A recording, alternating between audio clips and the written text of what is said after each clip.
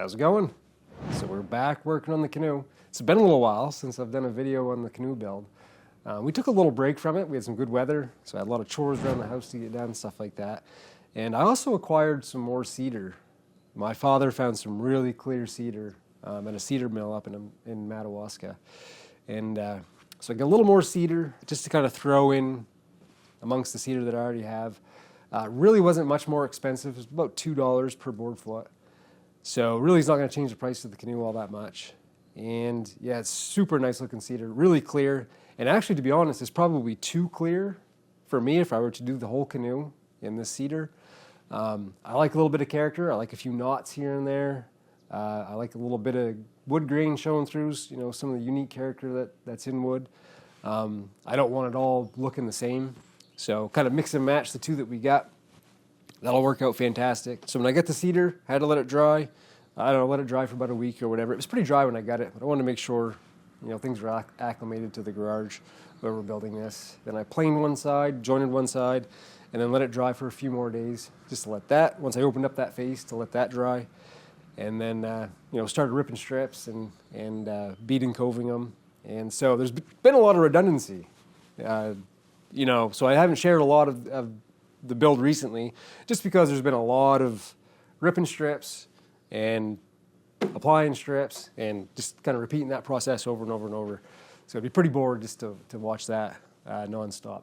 But one thing that we did do, kind of change things up a little bit, is when I got about, I don't know, 6 strips up, I have a nice chunk of walnut and that I'm going to use for the decks on this Canoe, just to kind of contrast some of the different woods. You know, make it unique. And I was looking at the Canoe and I was like, man, wouldn't it be nice to have a walnut strip going down the Canoe, about 4, 5, 6 strips up. And so I ripped some strips off of that walnut board. I wanted to have a contrasting strip in there. And I was kind of debating on, do I want to go a little bit thicker than the 3/4 inch strips that I got? Or do I want to go thinner? Maybe do like a little pinstripe. So I kind of went back and forth. I'm not sure how I'm liking it. I guess we'll see when the Canoe's done how well I like this strip. So far, you know, I think it's all right. Probably. So I went heavier. This strip's about 1.25 inches versus 3/4 inch on the cedar. Not sure if I'm liking the heavier strip. Like I said, we'll find out when it's all said and done. I think probably if I'm to build another one, probably what I'll do is a little thin strip of walnut and then do a cedar strip and then another thin strip of walnut. So kind of 2 little pinstripes going down the Canoe, I think would look really nice. So yeah, we kind of, you know, kicked it up a notch and threw in a piece of walnut on both sides. And I think it's going to add to the Canoe, give it some more character. So yeah, you know, we've been laying strips. We're now transitioning up over to the bottom of the Canoe. Got to close her in. So one issue that I did run into, it is probably minor, but I've got a mudroom right over there, the entryway to the house. And right now this is taking up my bay in the garage, so I can't park my pickup in here. So I go through the house whenever I pull in, get home from work and whatnot. And I noticed when I had, you know, the first 3 or 4 strips up, when I would look through that window out at the Canoe, it looked like one side was higher than the other. And it was bugging me. I'm like, what the heck is going on? Why is one side up higher than the other? So I came out and I'm measuring from the floor and I'm measuring both sides and everything's lining up. Everything is symmetrical. And I'm measuring the distance from the sawhorses to the top of the tier. And I couldn't figure out why one side, and it was just down on this corner, that they weren't matching up. And I would get down and look, and I could see that one side was up higher than the other. But about halfway down the Canoe, everything was perfectly level when I would look down across it. So I'm like, what is going on? So finally, I guess I'm a slow learner. I grabbed a level, put the level across there, and obviously it's, you know, out of level. And I look at the sawhorse, and I had one leg on the sawhorse that was shorter than the other 3. So my stations, or my strong back, was slightly down on one corner, and it was putting a little twist in the canoe, which was making one side of that canoe a little bit lower as it appeared when I looked across it compared to the other side. So I shimmed up that strong back on that corner and boom, brought everything level. But I spent like 2 or 3 days like what is going on? Maybe it's me. But every time I would walk in the house and look out at that, man, it was bugging the heck out of me. I'm like, something's not lined up.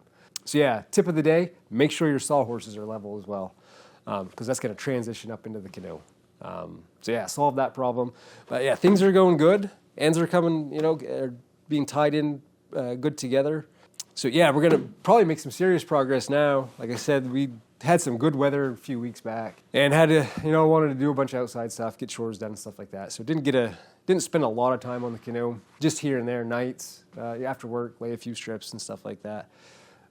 We've had like a week of rain, steady rain now, so it's perfect time to sit here in the garage and build this canoe. So going forward, we've got to close in, so put the rest of the cedar strips on. We've got to, once all the cedar strips are on, we'll pull all these staples, which is going to be a tedious job. There's lots of staples. So we'll pull all the staples. Then we'll sand the hull completely down. We'll take the bow and the stern. We'll round those over, shape them. Then we'll fill any gaps. There's a few gaps here and there. Some of the holes, some of the larger holes, you can see right here. We've got some screws. Again, any strips that were giving us a hard time, couldn't really get into place. You got to do whatever you got to do to get those to be held down. So throw in some screws, those leave little holes, get to fill those in, and any gaps. And what we'll do is we'll take some cedar flour from sanding, mix that with some epoxy and some silica, and use that as kind of a filler to go through and fill any gaps that we need to fill. And then sand again. Then she'll be ready for fiberglass and epoxy and all that good stuff. So yeah, making progress. Just wanted to share, give a quick update on where we're at. We have been working on it. I just haven't shared a lot with it just because, it's pretty redundant just putting strips on. But I'm pretty happy with it so far. For a first time, I think it's coming out pretty good. I'll probably build a second one just because, the first time you do something, you learn a lot and there are things that you'd want to do differently. But yeah, pretty happy with it so far. If this is your first time on this channel, first time seeing this canoe build, we're basically following this book right here by Gilpatrick, Building a Strip Canoe. So I'll put a link in the description below to that. And yeah, we'll keep you posted. Probably be a couple weeks. We've got a big fishing trip planned next week. It's our annual fishing trip. Gonna go fly fishing some remote ponds in northern Maine. Hopefully the weather pans out. It's been cold and wet and rainy. The rain's been relentless. So the canoe, it's been a fun build so far. Quite a stress reliever. Putting those strips in, you just kind of get in the zone, relax, lay some strips, rip some strips. Probably the stressful part is going to be when we start epoxying and putting the fiberglass on.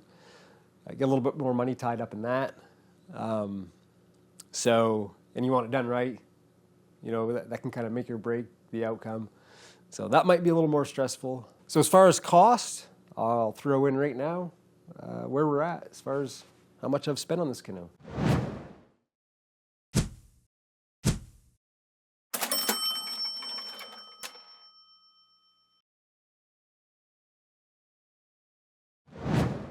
So again, not a lot of extra costs with the additional cedar that I bought.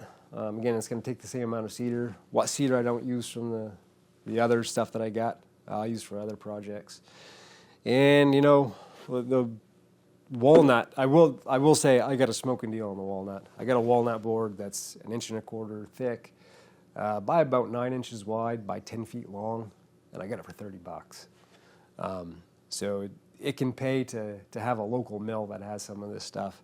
Yeah, pretty happy with it so far, and like I said, we'll keep you posted. Probably be a couple weeks before we get another video up on the canoe. Again, because we've got a big fishing trip planned. So, yeah, just want to share an update where we're at with this. So we'll keep you posted. Thanks for watching. Until next time, get outside. It's good for the soul. See ya.